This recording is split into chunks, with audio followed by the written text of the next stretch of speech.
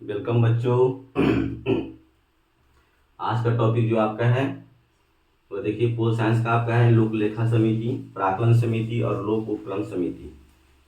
परीक्षा के दृष्टि से देखा जाए तो अत्यंत ही उपयोगी है। तो चलिए हम लोग आगे चर्चा करते हैं। सबसे पहले हम लोग टॉपिक पर चर्चा करते हैं लोक लेखा समिति पर।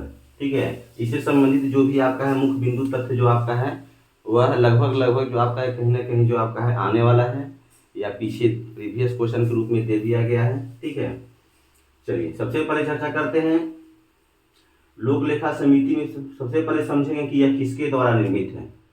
तो लोक लेखा समिति जो आपका होता है यह संसद द्वारा निर्मित होता है। लोक लेखा समिति जो आपका होता है वह संसद के द्वारा निर्मित होता है। दूसरा आपका है कि क्वेश्चन आपका बहुत ही महत्वपूर्ण है। प्राक्कलन समिति का जुड़वा बहन, ये बहुत बार क्वेश्चन को देखा गया है। ठीक है, प्राक्कलन समिति का जुड़वा बहन जो आपका है वह किसे कहा जाता है। तो प्राक्कलन समिति का जुड़वा बहन लोक लेखा समिति को कहा जाता है। आइए आगे हम लोग चर्चा करते हैं। अब आपका क्वेश्चन आपका पूछेगा कि लोक लेखा समिति में कुल सदस्य जो आपका होते हैं वह कितना होते हैं। तो लोक लेखा समिति में कुल सदस्य जो आपका होते हैं वह 22 होते हैं। कितने होते हैं? 22 होते हैं, जिसमें से आपका है कि 15 जो आपका है वह लोकसभा के सदस्य को नामित किया जाता है और 7 जो आपका है वह राज्यसभा के सदस्यों को नामित किया जाता है। कुल सदस्यों की संख्या कितनी होती है? 22, जिसमें आपका है कि 15 लोकसभा और 7 आपका राज्यसभा द्वारा। चलिए आगे हम लोग चलेंगे कि लोक लेखा समिति का प्रमुख कार्य क्या है। तो लोक लेखा समिति के प्रमुख कार्य में आपको बताया गया है कि कैग द्वारा दिए गए लेखा परीक्षण संबंधी जांच। कैग का मतलब होता है controller and audit general of India, जिसे हिंदी में हम लोग बोलते हैं भारत के नियंत्रक महालेखा परीक्षक। तो भारत के नियंत्रक महालेखा परीक्षक द्वारा दिए गए जो भी लेखा परीक्षण होती है आय और व्यय से संबंधित, इन संबंधी लेखाओं को वह क्या करती है? वह जांच करती है।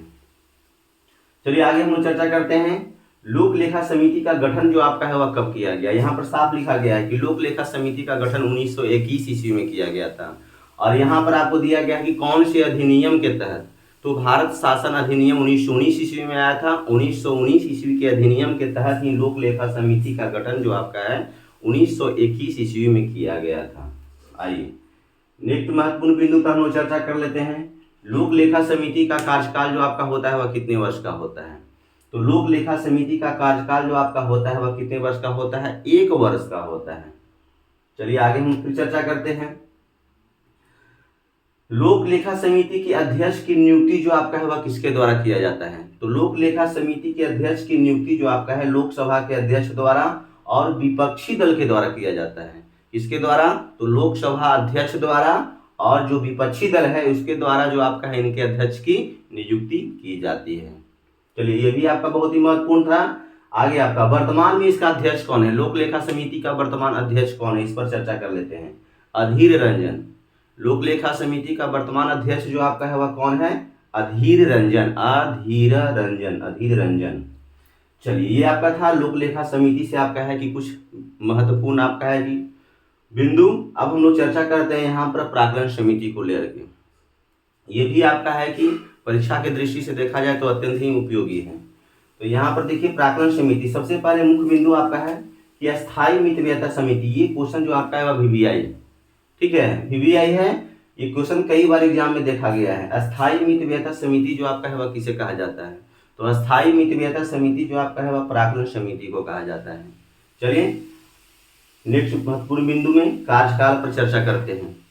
प्राक्कलन समिति का कार्यकाल जो आपका होता है वह कितने वर्ष का होता है। तो यह भी 1 वर्ष का होता है। इनके कार्यकाल कितने वर्ष का होता है? तो 1 वर्ष का होता है। आगे हम चर्चा करेंगे आपका इनके कार्य पर। प्राक्कलन समिति का कार्य क्या है। तो सेम आपका है सरकार द्वारा दिए गए धन की राशि को क्या करता है? वह जांच करता है। अर्थात ये भी आपका है वही चीज आपका है कि कैग द्वारा दिए गए जो आपका लेखा परीक्षण संबंधी जांच जो आपका हो, यह आपका है, यह भी आपका इसका महत्वपूर्ण कार्य है। चलिए आगे हम लोग चर्चा करेंगे कि क्वेश्चन आपका पूछता है कि देखिए यहाँ पर लिख दिया गया है संसद की स्थायी समितियों में सबसे बड़ी समिति जो आपका होता है वह कौन होता है। तो संसद की अस्थाई समितियों, संसद की अस्थाई समितियों में सबसे बड़ी समिति जो आपका होता है वह कौन होता है? प्राक्कलन समिति भी होता है। इसे भी आप लोग जान लें। चलिए आगे चर्चा करते हैं, सदस्य की चर्चा करते हैं। सदस्य जो आपका प्राक्कलन समिति में क्वेश्चन आपका पूछेगा कि प्राक्कलन समिति में जो सदस्य होते हैं वह कितने होते हैं? तो प्राक्कलन समिति में सदस्य जो आपका होते हैं 32 होते हैं, जिसमें से आपका है कि कुल टोटल का टोटल जो आपका होता है वह आपका है कि लोकसभा से होता है, राज्यसभा से एक भी सदस्य नहीं होते हैं। ध्यान दीजिएगा, कुल सदस्यों की संख्या 30 होती है, जिसमें लोकसभा से कुल सदस्य 30 मौजूद होते हैं, जबकि राज्यसभा से कोई भी सदस्य जो आपका है इसमें नहीं होता है। अब क्वेश्चन यही आप लोग देखिए, रेलवे एसएससी में इसी को घुमा के क्वेश्चन पूछेगा कि प्राक्कलन समिति में राज्यसभा से कितने सदस्य को चुना जाता है? तो ऑप्शन पहले ही आपको दे देगा 30, ठीक है, और चौथा ऑप्शन जो आपका लगा के देगा कि इनमें से कोई नहीं।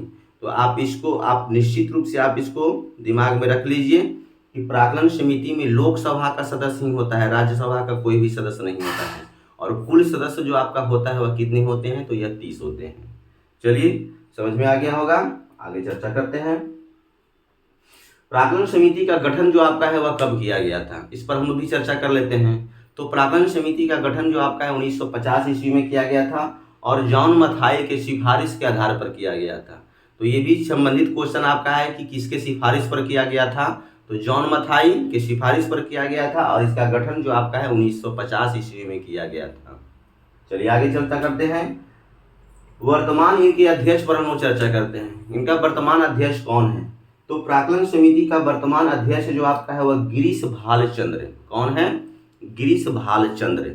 चलिए, ये जो आपका है प्राक्कलन समिति से महत्वपूर्ण बिंदु जो आपका है वो संपन्न हुआ।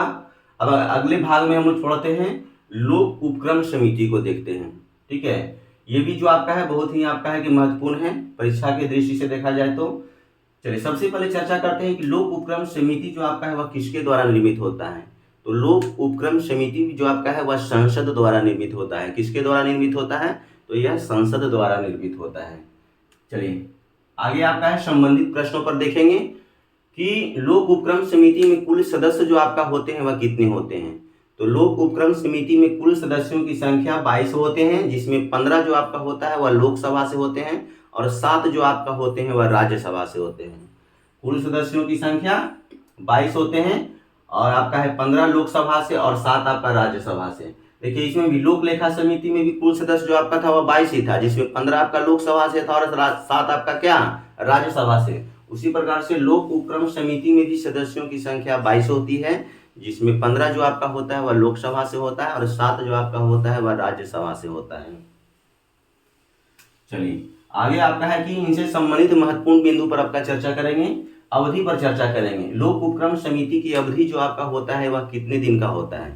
तो यह आपका होता है 5 वर्ष का। लेकिन इसमें देखिए, इसमें आपका लिखा गया कि इनमें प्रत्येक सदस्य जो आपका होते हैं प्रति वर्ष कुल सदस्य को 1/5 भाग अवकाश ग्रहण कर लेते हैं। इसको भी आप लोग जान लीजिए कि इनकी अवधि, लोक उपक्रम समिति की अवधि जो आपका होती है वह 5 वर्ष की होती है। लेकिन अब क्वेश्चन आपका पूछेगा कि हर प्रतिवर्ष, यानी कि प्रतिवर्ष जो आपका है कुल सदस्य का कितना सदस्य जो आपका होता है वह अवकाश ग्रहण करते हैं? तो प्रतिवर्ष जो आपका होते हैं वह कुल सदस्यों का 1/5 सदस्य जो आपका होते हैं वह क्या करते हैं? अवकाश ग्रहण करते रहते हैं। चलिए आगे संबंधित जो आपका है महत्वपूर्ण बात कार्य पर हम लोग चर्चा करते हैं। लोक उपक्रम समिति का कार्य जो आपका होता है क्या है? जिस प्रकार से हमने पीछे आपका है कि लोक लेखा समिति, प्राक्कलन समिति, उसी प्रकार से लोक उपक्रम समिति को भी हम लोग जानेंगे। तो यहाँ पर भी आपका साफ लिख दिया गया है कि यह कैग द्वारा प्रतिवेदन की जांच करता है, यानी कि भारत के नियंत्रक महालेखा परीक्षक की जो भी प्रतिवेदन आती है उसको क्या करती है? वह आपका आय व्यय का लेखा जोखा सरकार का वह क्या करती है? वह जांच करती है। चलिए बिना समय गंवाए आपका है कि अगले महत्वपूर्ण बिंदु पर हम लोग चर्चा करते हैं। लोक उपक्रम समिति का वर्तमान अध्यक्ष जो आपका है वह कौन है? तो लोक उपक्रम समिति का वर्तमान अध्यक्ष जो आपका है मीनाक्षी लेखी। कौन है? मीनाक्षी लेखी। कौन है? मीनाक्षी लेखी। अब आपका है यहाँ पर आपका है लोक उपक्रम समिति का गठन जो आपका है वह कब किया गया? तो लोक उपक्रम समिति का गठन जो आपका है 1964 में किया गया। कब किया गया? 1964 में किया गया। तो ये आपका है आज के टॉपिक में जो आपका है 3 आपका महत्वपूर्ण टॉपिक, जो कि आपका लोक लेखा समिति, प्राक्कलन समिति और लोक उपक्रम समिति के रूप में आप लोग को बताया गया है। आशा करते हैं कि ये वीडियो आपका है कि अच्छा लगा होगा। अगर अच्छा लगा होगा तो हमारे चैनल करियर अचीवमेंट टारगेट को आपका है कि सब्सक्राइब करना ना भूले, लाइक करना ना भूले, कमेंट करना ना भूले, ताकि हमारा आने वाला हर वीडियो का नोटिफिकेशन जो आपका है आप तक जल्द पहुंचे। चलिए, धन्यवाद।